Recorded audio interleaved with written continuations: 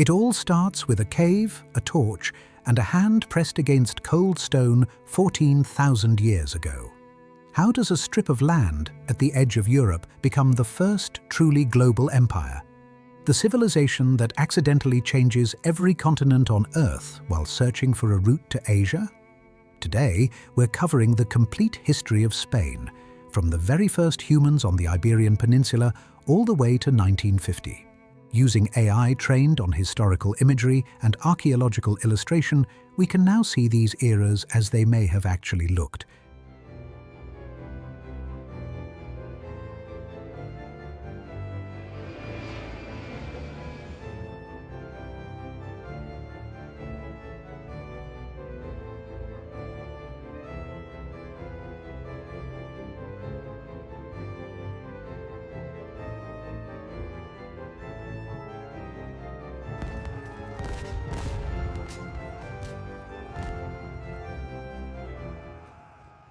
And everything starts with the land itself. The Iberian Peninsula is a fortress, 3 sides surrounded by ocean, the 4th sealed by the wall of the Pyrenees. Everything that enters this land has to fight to get in.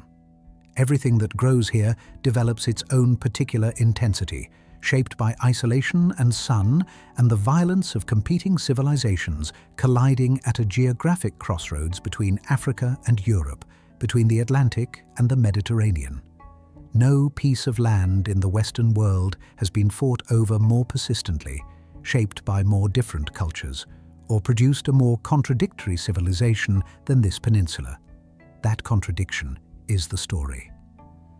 The bones at Atapuerca in Burgos province tell us that hominids were walking the Iberian Peninsula roughly 1.2 million years ago, among the oldest human remains found anywhere in Western Europe. Modern humans arrive around 35,000 years ago. In a cave in Cantabria called Altamira, around 15,000 BC, someone with extraordinary skill paints bison across the ceiling, using the natural curves and bulges of the rock to give the animals 3-dimensional form, the light of a tallow lamp flickering across them to create the illusion of movement. These paintings are so sophisticated that when they are rediscovered in 1879, experts refuse to believe prehistoric humans made them. They assume forgery. They are wrong. By around 5000 BC, farming communities are spreading across the peninsula. The culture of Los Millares in Almeria, around 3000 BC, builds walled settlements, copper tools, and elaborate collective tombs. By around 1800 BC, the El Agar civilization in southeastern Spain is producing bronze weapons and jewelry of notable quality, burying its rulers under the floors of houses in ceramic urns with grave goods that indicate sharp social stratification. These are organized societies, not tribes wandering in wilderness, but communities with craft specialization, trade networks, and clearly stratified power. Then, the outsiders arrive. Around 1100 BC, Phoenician merchants from the eastern Mediterranean found a trading colony at Gadir, modern Cadiz, on the Atlantic coast of southern Spain, making it one of the oldest continuously inhabited cities in Western Europe. They come for silver, which the mountains of the south produce in extraordinary quantities. Greek colonists settle the northeastern coast, founding Emporion, modern Empúries, around 600 BC. Celtic peoples migrate over the Pyrenees from Central Europe and mix with the indigenous Iberian populations of the interior, producing a hybrid culture, the Celtiberians, who will resist every subsequent conqueror with ferocious tenacity.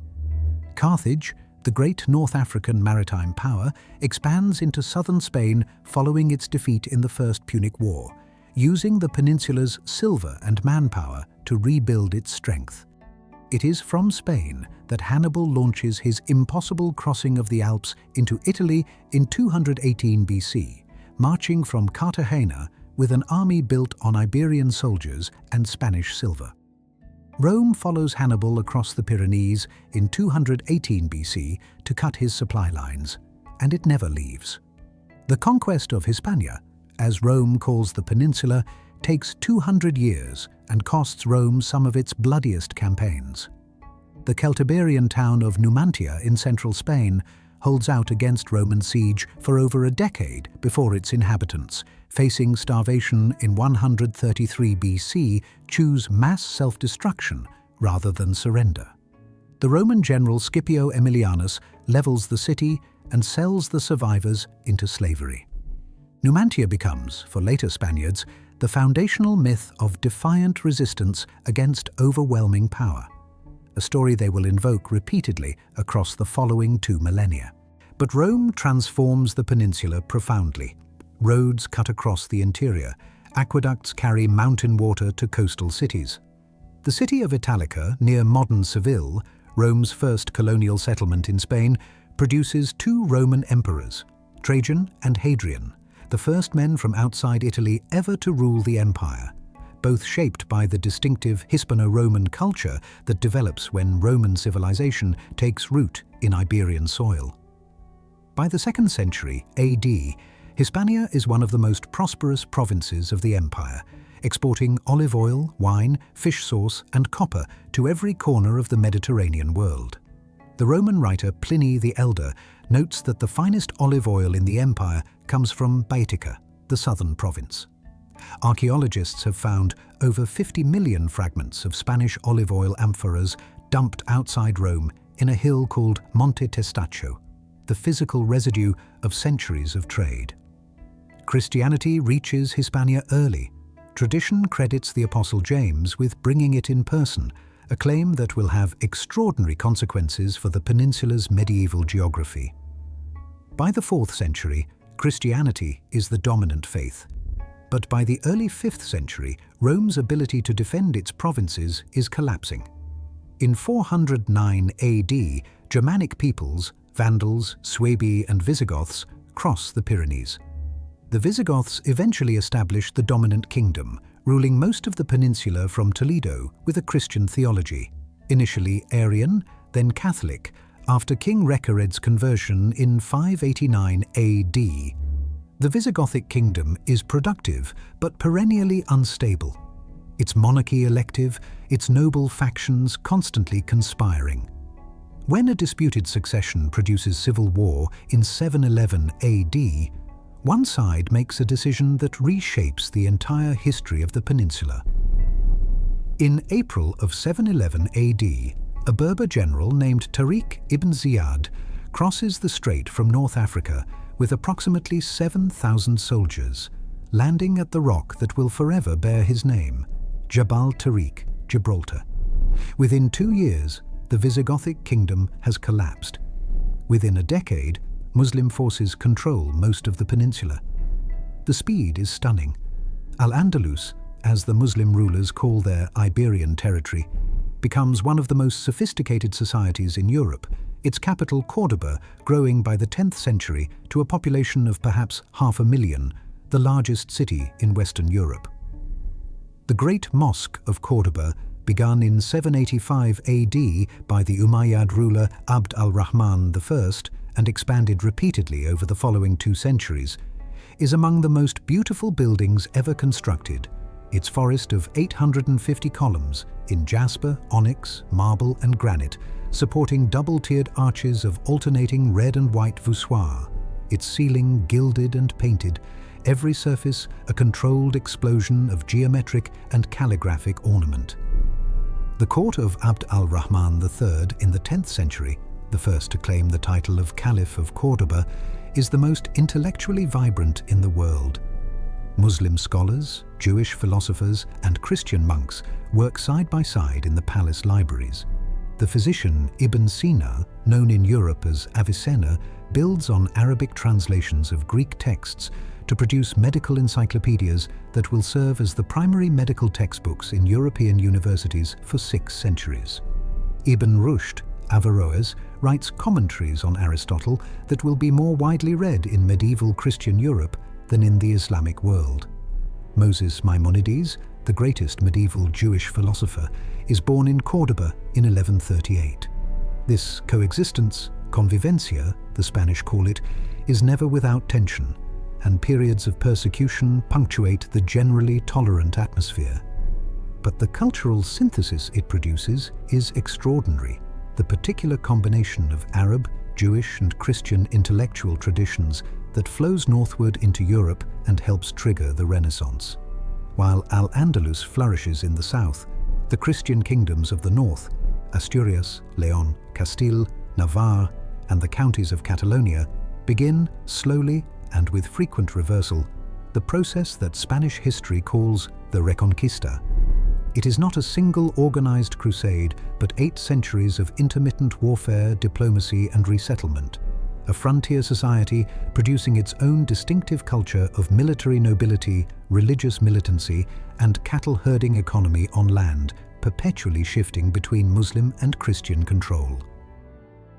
The pilgrimage route to the tomb of St. James at Santiago de Compostela in the northwest, the Camino de Santiago, draws hundreds of thousands of pilgrims from across Europe beginning in the 9th century, bringing money, ideas, and connections between Iberian Christendom and the broader European world.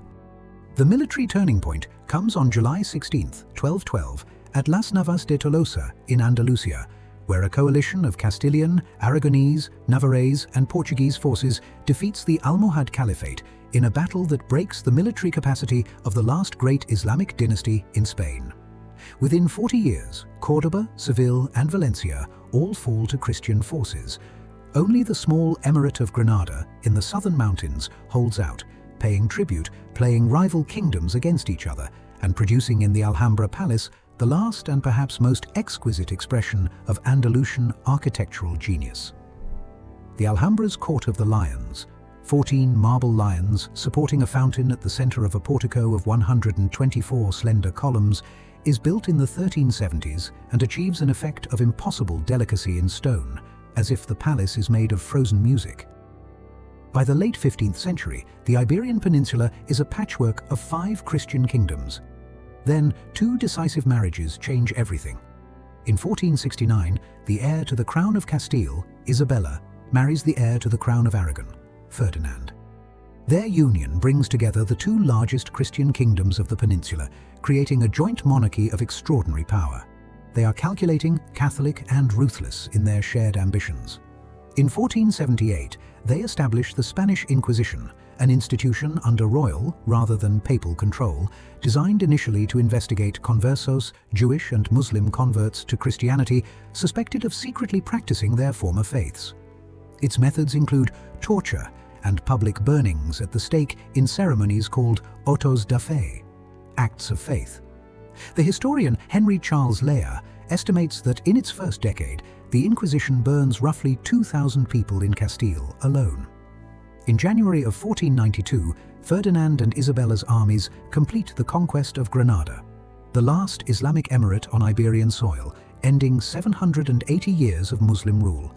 3 months later, in March of 1492, they issue the Alhambra Decree, ordering the expulsion of all Jews from Spain who refuse to convert. Between 150,000 and 200,000 Jews, including some of the most skilled merchants, physicians, and craftsmen in the country, leave within months. The communities they found in Amsterdam, Istanbul, Thessaloniki, and North Africa carry Spanish culture, Judeo-Spanish called Ladino, across the world.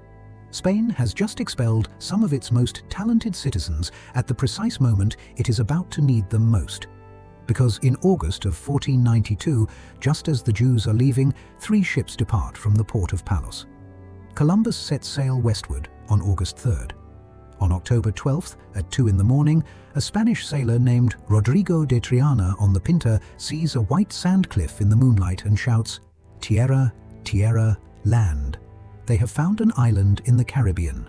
Columbus believes he has reached Asia. He has, in fact, changed the world.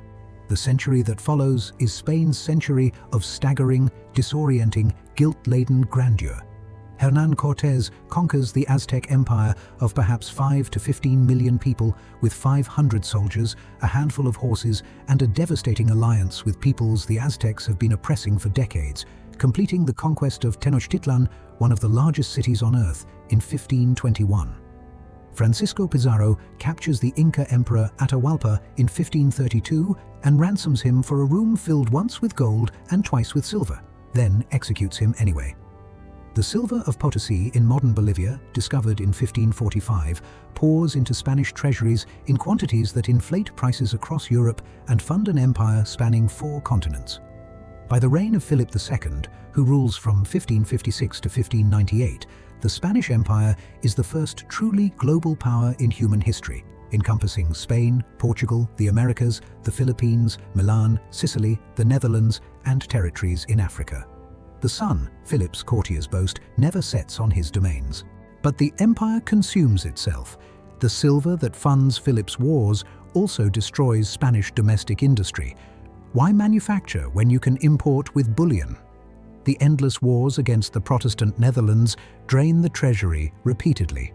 The Spanish Armada, launched in May of 1588 to invade Protestant England, is scattered by storms and English fireships in the Channel. 130 ships lost, the myth of Spanish naval invincibility shattered. Philip dies in 1598, having spent 30 years slowly losing the war against Dutch independence. His successors, the degenerate later Habsburgs, preside over a century of gradual decline so well documented that historians give it a specific name, the Decadencia. The population of Castile falls, agriculture deteriorates, the towns empty. The government defaults on its debts 4 times in Philip's own reign. Yet this century of political decay is simultaneously Spain's golden age of culture. Velázquez paints Las Meninas around 1656, the most technically complex painting in the Western canon, a meditation on the act of seeing itself, an exploration of the relationship between painter, subject, and viewer that no one has ever fully resolved. El Greco paints Toledo under a preternatural sky in colors so emotionally charged they will not be understood until the 20th century. Cervantes publishes the first part of Don Quixote in 1605, the first modern novel, the story of a man whose reading has driven him mad enough to believe the world is as grand as the books describe, and whose delusions constitute a more profound engagement with reality than the cynical sanity surrounding him. Lope de Vega writes over 300 surviving plays. The Spanish Baroque is a civilization talking to itself about glory and death and the gap between them. The 18th century brings the Bourbon dynasty. French kings on the Spanish throne after the War of the Spanish Succession ends in 1714, who impose French-style administrative centralization, reduce the power of the church, and attempt to modernize an economy stagnant from a century of mismanagement. The reforms are real but incomplete. Then Napoleon rips the entire structure apart. In 1808, he invites the Spanish royal family to a conference in Bayonne, effectively kidnaps them, and places his brother Joseph Bonaparte on the Spanish throne. Spain erupts. The Peninsular War that follows, called the War of Independence by Spaniards, is 6 years of guerrilla warfare against French occupation, a conflict so savage it gives the world the word guerrilla, and provides Goya with the raw material for the disasters of war, 82 etchings that are among the most powerful anti-war art ever made. Napoleon is eventually driven out in 1813 with British help under Wellington, but the war accelerates the independence movements already building in Spanish America. By 1826, almost every Spanish colony on the American mainland has won independence, and Spain, which had ruled from California to Patagonia for 3 centuries, has lost everything except Cuba, Puerto Rico, and the Philippines. The 19th century is Spain's century of chronic instability. 7 constitutions between 1812 and 1876. Military coups, pronunciamientos, become the standard mechanism of political change. Liberals and conservatives, Carlists and Republicans, centralists and regionalists tear at each other in conflicts that never produce resolution. The loss of Cuba, Puerto Rico, and the Philippines in the Spanish-American War of 1898, a defeat so swift and complete that Spain loses its last significant colonies in a matter of months, produces the generation of 1898, a cohort of Spanish writers and intellectuals who force a reckoning with what Spain actually is beneath the imperial mythology.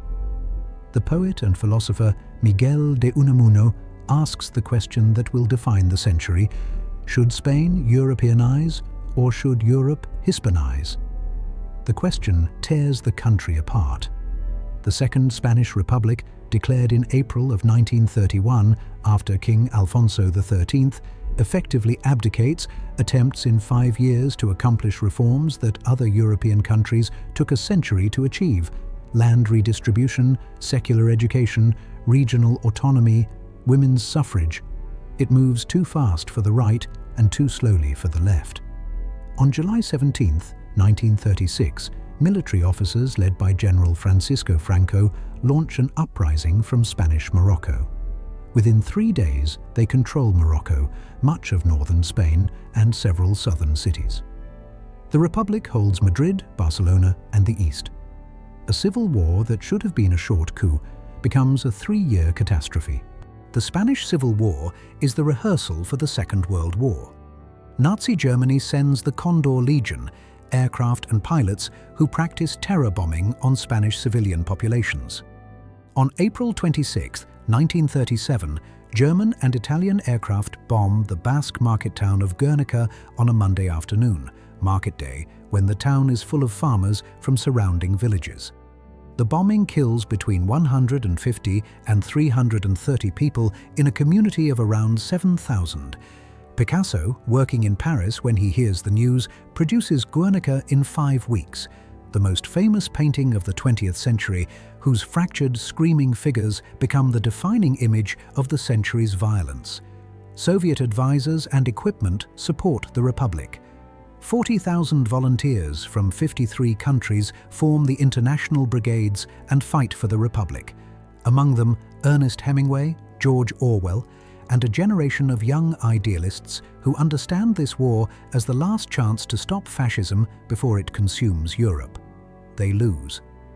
On March 28, 1939, 200,000 nationalist troops enter Madrid. The war has killed perhaps 500,000 people in combat and summary executions. Another 500,000 flee into exile in France, Mexico, and the Soviet Union. Franco establishes a dictatorship that will last until his death in 1975. A regime of systematic repression, political prisoners, executed republicans, and enforced cultural conformity that crushes Spanish intellectual and artistic life for a generation.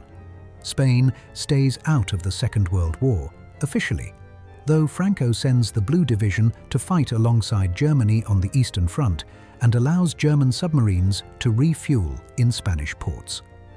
When Germany falls, the Western Allies briefly consider overthrowing Franco, then decide he is more useful as an anti-communist bulwark than troublesome as a moral problem.